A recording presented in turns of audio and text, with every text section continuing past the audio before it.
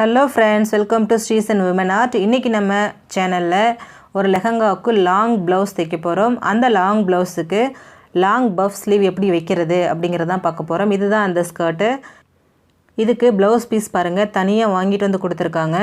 இந்த ப்ளவுஸ் பீஸ்ல தான் கொஞ்சம் டிசைன் வச்சு லாங் ப்ளவுஸ் தைக்க போறோம். அதே சமயம் லாங் பஃப் ஸ்லீவும் தைக்க போறோம். அதுக்கு பாருங்க ஃபர்ஸ்ட் ஸ்லீவுக்கு ஸ்லீவோட லென்த் பாத்தீங்கன்னா 10 inches இருக்கு.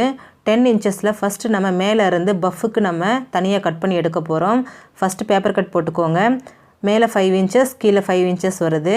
கரெக்டாக அந்த 5 inchesக்கு மார்க் பண்ணிக்கோங்க. மார்க் பண்ணி ஒரு கோடு போட்டுட்டு இதை தனித்தனி பீஸாக கட் பண்ணி எடுத்துக்கலாம். இந்த மாதிரி பேப்பர் கட் போட்டு அதுக்கப்புறமா அந்த ஸ்லீவ் கட் பண்ணும்போது நமக்கு ரொம்ப ஈஸியாக இருக்கும் ஸ்டிச்சிங்க்கு. அளவுகள் வந்து மாறாமல் இருக்கும். இப்போ ஃபஸ்ட்டு மேலே பஃப்க்கு கட் பண்ணிக்கலாம். அதுக்கு பாருங்கள் நான் லைனிங் பீஸ் இந்த மாதிரி 4 மடித்து போட்டு வச்சுருக்கேன். இதில் கீழே ஒரு 1/2 inch அளவுக்கு தையலுக்காக விட்டுறலாம். அதுக்கு மேலே பாருங்கள் அந்த ஸ்லீவ் எடுத்து வைக்கிறேன். அதில் கரெக்டான அளவு மார்க் பண்ணிக்கிறேன். மார்க் பண்ணிவிட்டு எடுத்துடலாம். 5 inches இருக்குது. அதுக்கு மேலே பஃப்க்கு பார்த்தீங்கன்னா 1லேருந்து 2 inch அளவுக்கு நீங்கள் எக்ஸ்ட்ராவாக வச்சுக்கலாம். நான் வந்து ஒரு 1.5 inch வச்சுக்கிறேன். இதுதான் வந்துட்டு பஃப்க்கு எக்ஸ்ட்ராவாக வச்சுருக்கோம். அடுத்ததாக பார்த்தீங்கன்னா நம்ம பஃப் வைக்கிறதுக்காக ஒரு 4 inches அளவுக்கு மார்க் பண்ணிக்கலாம். கரெக்டாக இந்த 4 inch வந்துட்டு எக்ஸ்ட்ரா நம்ம வைக்கிறது. இதுதான் வந்து பஃப்ஃபுக்காக விடக்கூடிய கிளாத்து. இதுக்கப்புறமா நம்ம வச்சுருக்கக்கூடிய அந்த பேப்பர் அது மேலே வச்சுட்டு கரெக்டாக சைடில் மார்க் பண்ணிக்கலாம். நமக்கு தையலுக்காக ஒரு 2 inch விட்டோம் இல்லைங்களா, அந்த 2 inch அளவுக்கு மார்க் பண்ணிக்கலாம். அந்த 2 inchக்கு மட்டும் ஃபஸ்ட்டு கரெக்டாக இந்த மாதிரி மார்க் பண்ணிக்கோங்க.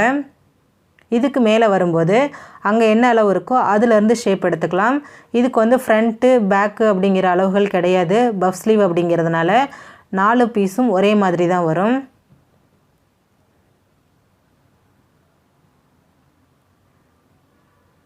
கட் பண்ணி எடுத்துருங்க.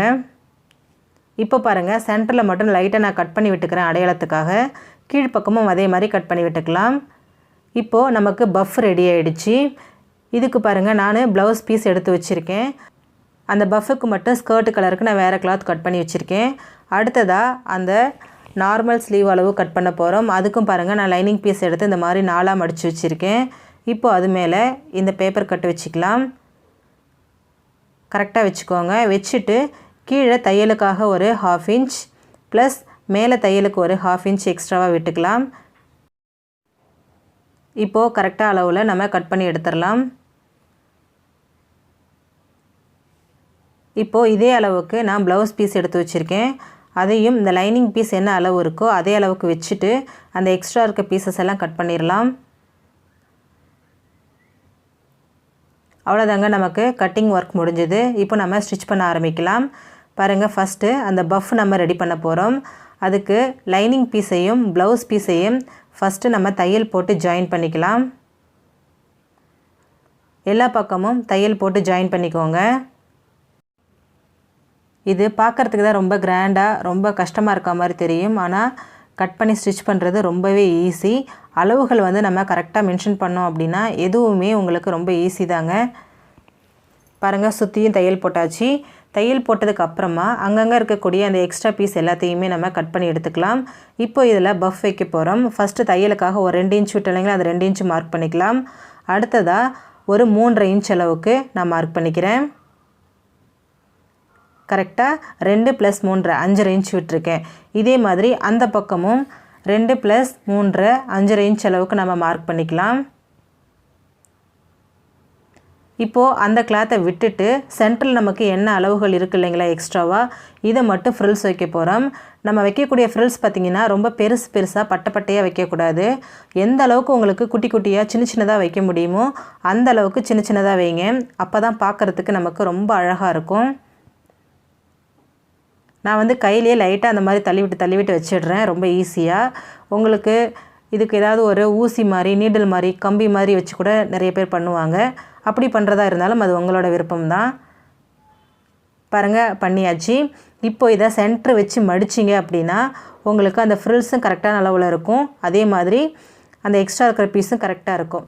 அந்த பேப்பர் கட்டிங் அளவும் இந்த அளவும் கரெக்டாக இருக்குது பாருங்கள். அடுத்தது மேல் சைடு நம்ம ஃப்ரில்ஸ் வைக்கலாம். அதுக்காக ஃபஸ்ட்டு தையலுக்கு ஒரு 2 இன்ச் மார்க் பண்ணிக்கிறேன். அடுத்ததாக ஒரு 3.5 இன்ச்சஸ் விட்டுறலாம். அதே மாதிரி இந்த பக்கமும் தையலுக்கு ஒரு 2 இன்ச் எக்ஸ்ட்ராவாக ஒரு 3.5 இன்ச் விட்டுட்டு மீதியை நம்ம ஃப்ரில்ஸ் வைக்கலாம். இப்போ பாருங்கள், அந்த சுருக்கம் வந்துட்டு ஆப்போசிட் டைரெக்ஷனில் இருக்கணும். ஃபஸ்ட்டு நான் கீழ் பக்கம் சுருக்கம் வைக்கும்போது என் பக்கம் பார்த்த மாதிரி வச்சேன். இப்போது ஆப்போசிட் சைடில் வைக்கும்போதும் என் பக்கம் பார்த்த மாதிரி வைக்கிறேன். வைக்கும்போது என்ன ஆகுன்னு பார்த்தீங்கன்னா, கீழே வந்துட்டு ஆப்போசிட் சைடுக்கு மாறின மாதிரி இருக்கும். அதாவது மேல் பக்கமும் கீழ் பக்கமும் ஒரே பக்கம் பார்த்த மாதிரி அந்த ஃப்ரில்ஸ் இருக்கக்கூடாது. ஆப்போசிட் டைரெக்ஷனில் ஃபேஸ் பண்ண மாதிரி இருக்கணும். அதை பார்த்து வச்சுக்கோங்க. வச்சுட்டு இந்த பக்கமும் ரொம்ப குட்டி குட்டியாக ஃப்ரில்ஸ் வச்சுக்கோங்க. ரொம்ப பெருசாக வைக்க வேண்டாம். எந்த அளவுக்கு குட்டி குட்டியாக நெருக்கமாக வைக்கிறீங்களோ அந்த அளவுக்கு பஃப் வந்துட்டு நமக்கு நல்லா பெருசாக விசிபிளாக இருக்கும். கரெக்டாக குட்டி குட்டியாக மடித்து விட்டுட்டு தையல் போட்டுக்கோங்க. அவ்வளோதான் பாருங்கள், 2 பக்கமும் பஃப் வச்சாச்சு. இப்போது அளவு பார்க்கும்போது கரெக்டாக இருக்குது. அடுத்ததாக கையோட கீழ் பீஸ் ஜாயின் பண்ணுறதுக்கு பாருங்கள், ப்ளவுஸ் பீஸோட ரைட் ஸ்பேஸ் மேலே இருக்க மாதிரி வச்சுக்கோங்க. அதாவது வெளிப்பகுதி தான் மேலே வரணும், அந்த மாதிரி வச்சுக்கோங்க. அடுத்து பஃபோட ராங் ஸ்பேஸ் மேலே வர மாதிரி வச்சுட்டு அதுக்கு மேலே அந்த லைனிங் பீஸ் வச்சுக்கோங்க. 3ஐயும் கரெக்டாக வச்சுட்டு அளவுகள் வந்து ஒரே மாதிரி தான் இருக்கும். இப்போது 1/4 இன்ச் கேப் இல்லைனா 1/2 இன்ச் கேப் நீங்கள் எவ்வளோ இடம் விட்டுருக்கீங்களோ அதுக்கேற்ற மாதிரி கேப்பு விட்டு கரெக்டாக ஒரு தையல் போட்டுருங்க. இந்த மாதிரி தையல் போட்டுட்டு திருப்பும்போது நமக்கு அந்த பிசுறு வெளியில் தெரியாமல் இருக்கும். ஃபினிஷிங் ரொம்ப நீட்டாக இருக்கும். எவ்வளோ சூப்பராக வந்திருக்குன்னு பாருங்கள். உள் பக்கமும் நமக்கு அந்த தையல் தான் தெரியுமே தவிர அந்த பீஸ் தெரியாது. இப்போது அந்த பஃபை உள்ளே வச்சு விட்டுருங்க. நல்லா தள்ளி விட்டுட்டு கரெக்டாக அந்த ப்ளவுஸ் பீஸையும் லைனிங் பீஸையும் மட்டும் சேர்த்து வச்சு தையல் போடுங்க. பஃப் வந்து நடுவில் மாட்டிடக்கூடாது.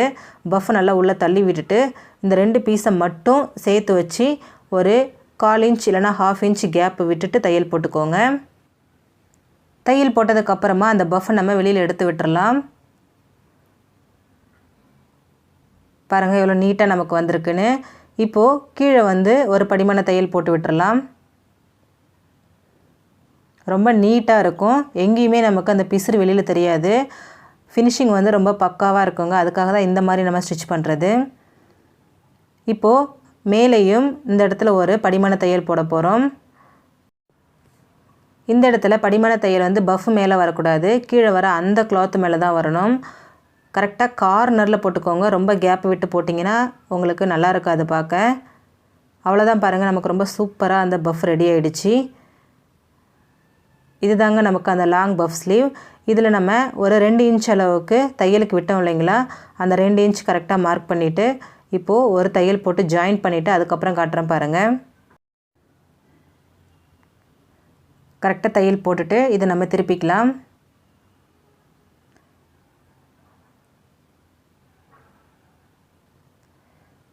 பாருங்கள் எவ்வளோ சூப்பராக ரொம்ப நீட்டாக வந்திருக்குன்னு. ரொம்ப அழகாக இருக்குங்க பார்க்குறதுக்கு. பெரியவங்கலேருந்து குழந்தைங்க வரைக்கும் எல்லாருக்குமே இந்த ஹேண்ட் டிசைன் நம்ம கண்டிப்பாக யூஸ் பண்ணலாம். ரொம்ப சூப்பராக இருக்கும். இந்த வீடியோ உங்களுக்கு பிடிச்சிருந்தா லைக் பண்ணுங்கள், ஷேர் பண்ணுங்கள், கமெண்ட் பண்ணுங்கள். இது வரைக்கும் ஸ்ரீசன் விமன் ஆர்ட்டை சப்ஸ்கிரைப் பண்ணாதவங்க சப்ஸ்கிரைப் பண்ணி பக்கத்தில் இருக்க பெல் ஐக்கானை கிளிக் பண்ணிக்கோங்க. தேங்க்யூ.